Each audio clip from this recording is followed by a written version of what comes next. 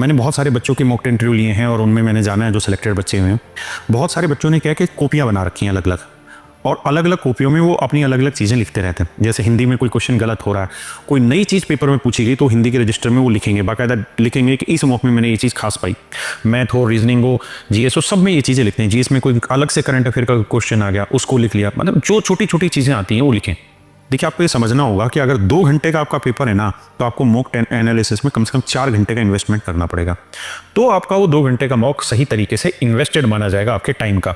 एक एनालिसिस का सबसे बढ़िया तरीका है कि आप ये लिखें कि जैसे मान लीजिए 160 क्वेश्चन है, तो इन 160 में से सबसे पहले ये नोट डाउन करिए कि कितने क्वेश्चन आपके 100% करेक्ट है, मतलब जिसमें आप कॉन्फिडेंट थे और आपको अच्छे से आते थे।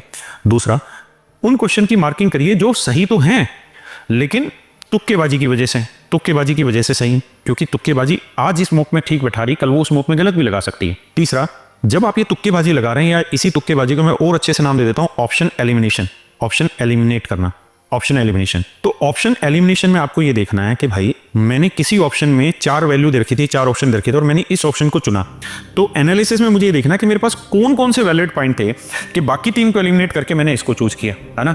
या मैंने किसी ऑप्शन को गलत माना तो किस वजह से गलत माना, कि यार इसके पीछे ये कारण हो सकता है इसलिए गलत हो सकता है।